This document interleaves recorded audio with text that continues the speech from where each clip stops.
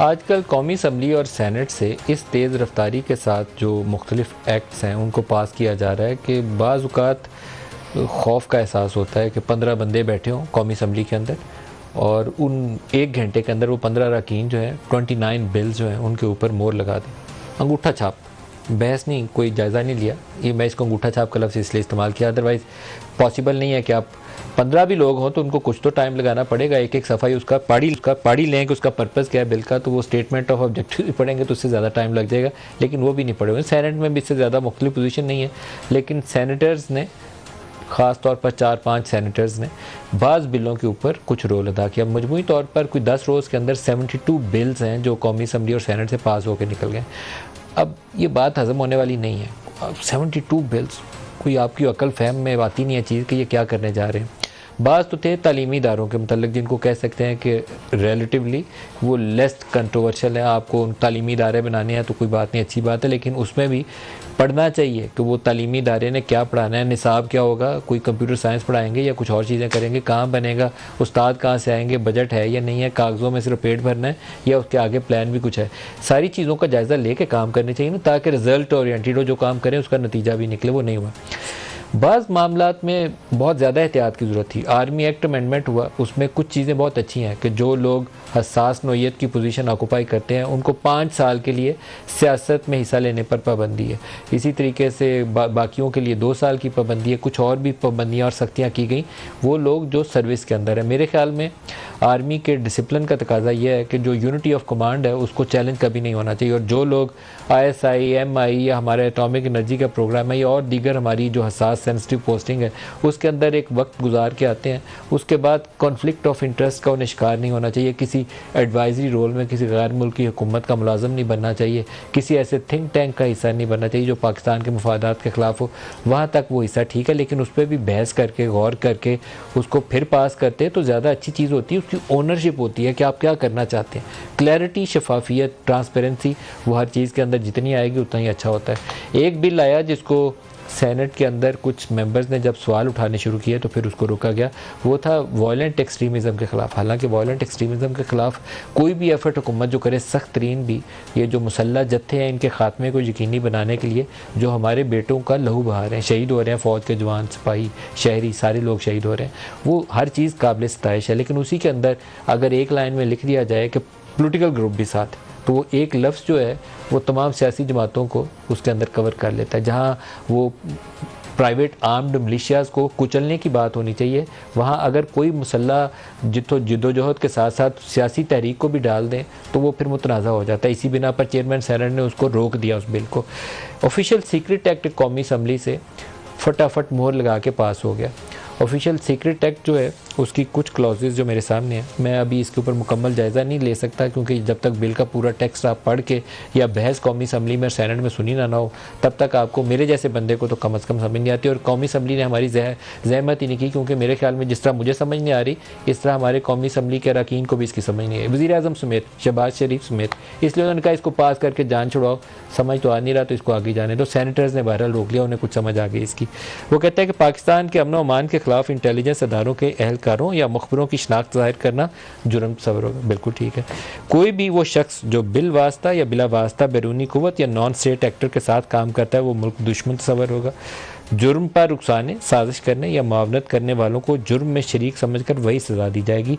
Intelligence अदारे ज़रूरत पड़ने पर बग़ैर वारंट के किसी भी वक्त किसी शख्स या जगह की तलाशी ले सकते हैं। इंटेलिजेंस इदारे शक की बुनियाद पर किसी किस्म की दस्तावेज़ात या दीगर मवाद जब्त करने और मुलज़म को गिरफ़्तार करने के मजाज होंगे, और इसी तरह की और सख्त क्लॉजेज़ हैं। मेरा जहन में यहाँ सवाल यह है कि इसके ऊपर ओवरसाइट है क्या? कौमी असम्बली और पार्लियामान की ओवरसाइट है? अगर इतना आप ब्लैंकेट इम्यूनिटी दे रहे हैं तो इंटेलिजेंस इदारों को बग़ैर आप मॉनिटरिंग मैकेनिज़्म के इस तरह की ब्लैंकेट इम्यूनिटी नहीं दे सकते। बहुत ही अच्छी काबिल तरीन एजेंसी भी है ना आपकी ISI है। पाकिस्तान में सबसे ज़्यादा इल्ज़ाम ISI पे लगता है ये पोलिटिकल इंजीनियरिंग का। IB है तो वो यही काम करती है, सारा दिन MNAs MPs के वो फ़ोन टेप कर रहे होते हैं, इसके अलावा उनको काम कोई नहीं तो ये सुसाइड अटैकर वगैरह ये धमाके शहरों में कैसे हो जाएं? अगर ये अपने काम कर रहे हो फिर तो ये नौबत आनी नहीं चाहिए। तो विदाउट ओवरसाइट मैकेनिज़्म इतनी बड़ी आप इख्तियार दे रहे हैं, इसी बिना पे आज इसको कमेटी के सपोर्ट किया गया। कौमी असम्बली, मुझे हैरत है कि शहबाज शरीफ साहब को मद्दासराई करते हुए ना फ़ौज की, उनको लगता है कि ब्रेक नहीं लगती। वो कहते हैं कि फ़ौज बहुत अच्छे काम कर रही है, लेकिन इस तरह के जब बिल आते हैं तो उनको एहतियात करनी चाहिए। सियासत के अंदर फ़ौज का रोल नहीं होना चाहिए। जिस तरह फ़ौज के ऊपर 9 मई करना एक जुल्म था ना, अपने अदारे को कमज़ोर करने के मुतरादिफ था, इसी तरह सियासत के अंदर फ़ौज का रोल या एजेंसीज़ का रोल इतना बढ़ा दें कि कल को सियासत करना या किसी ग्रुप के लिए या काम करना मुमकिन ना रह जाए, तो वो भी गलत है। तो यहाँ पीडीएम कसूरवार है, इसमें शरीक जुर्म है इस कामों के अंदर, उसको एहतियात करनी चाहिए थी, एहतियात नहीं की उन्होंने। सेनेट के अंदर कुछ अरकान जो बोले, मैंने उनके शॉर्ट निकाले, आपको सुनाना चाहूँगा। 8 या 9 अगस्त को इस हुकूमत ने जाना है, तो शहबाज साहब आई थिंक वो सारा कुछ करके जाना चाह रहे हैं जिससे उनके क्रेडेंशियल्स बहुत अच्छे हो जाएँ। पिंडी वालों की गुड बुक्स में लिखा जाए कि शहबाज शरीफ बहुत अच्छा काम का बन देते हैं, वो कर देते हैं। सुनिएगा सेनेटर्स ने क्या कहा। Janab Chairman, I come from the legacy of Shaheed Zulfikar Ali Bhutto, and I think I am now wasting my time over here, and I will tear up your bills. I come from the legacy of Shaheed Mohtarma Benazir Bhutto. मुझे ऐसे लग रहा है कि ये senate में नहीं भेजा गया, मुझे किसी राजवाड़े में भेज दिया, जहां पे मेरी आंखों पे पट्टी हो और जो मिनिस्टर साहिबान कहें वो कहें कि दिन है तो मैं कहूँ दिन है, वो कहें रात है तो मैं कहूँ रात है। हुकूमत में होने का क्या ये मतलब लिया जाएगा कि हर चीज पे हमारे उस पे जो ना बात के ऊपर कदगन लगा दिया जाएगा कि चूंकि आपके वो 2-2.5 बंदे उधर बैठे हुए हैं तो इसलिए आपने जो ना इसमें बात नहीं करनी है। अगर ये पाबंदी है तो फिर हम हाउस से बाहर चले जाते हैं, वही रिप्रेजेंट करें और वही उसमें उसके बाद जो ना वो इस लेजिस्लेशन का जिम्मा लें। तो अगर इस तरह की कानून साजी करनी है तो सर फिर हम बाहर जाएंगे, बैठ के जो ना जो चंद हजरात बैठे हुए हैं वो कानून साजी करें।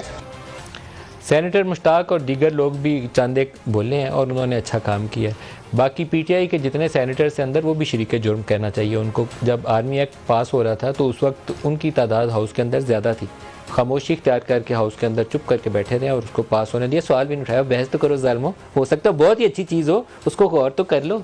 अब उसको नोटिस वोटिस सर्व कर रहे हैं, ये हमें दिखाने के लिए दांत और हैं और अंदर काम करने वाले दांत इनके भी और हैं। एक वज़ीर-ए-आज़म का और शॉट है जो मुझे लगता है कि चोर दरवाजे से जो फ़रार का रास्ता ढूंढने की शहबाज शरीफ साहब कोशिश कर रहे हैं, उसकी मुझे मज़म्मत करनी है। और यार इलेक्शन में किसी भी ताख़ीरी हरबे के लिए वो आसिफ जरदारी शरीक जुर्म हो या वो शहबाज शरीफ शरीक जुर्म हो या कोई और शरीक जुर्म हो, उसको आप शाबाश नहीं दे सकते। अभी इसमें शहबाज शरीफ को मैं कहूँगा कि वो शरीक जुर्म है। शहबाज साहब कौम को धोखा दे रहे हैं क्योंकि पिछले 1 साल से पीडीएम वालों ने हमारे इसी प्रोग्राम पर और इसी चैनल पर बैठ के और बाकियों पर भी इसी तरह कहा होगा। मैं अपने का इसलिए कहता हूँ कि मेरे प्रोग्रामों में बैठ के इनके मेंबर्स कहते रहे कि 30 अप्रैल को सेंसस कंप्लीट होगा, इसलिए पंजाब और केपी में अभी बाई इलेक्शन नहीं होने चाहिए या सूबाई असम्बलियों के इंतखाबात नहीं होने चाहिए।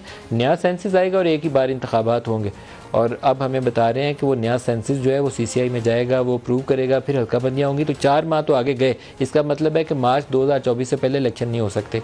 तो ये चीज़ ऐसी है कि बहुत ख़तरनाक है और शहबाज साहब उसका हिस्सा है, ये उससे भी ज़्यादा अफसोसनाक है। जो मेरे साथ आज मेहमान शख्सियात हैं, इस्लामाबाद में सेनेटर मौला बख्श चांडियो साहब हैं पाकिस्तान पीपल्स पार्टी से, जस्टिस शौकत अजीज़ सिद्दीकी साहब हैं मारूफ माहिर कानून है, और डॉक्टर मुसद्दिक मलिक साहब हैं PMLN से वफाकी वज़ीर हैं। सबको खुश आमदीद कहता हूँ। जस्टिस शौकत साहब आपसे स्टार्ट करना चाहूँगा। पहले तो ये बिलों के मामले के ऊपर रोशनी डालिए।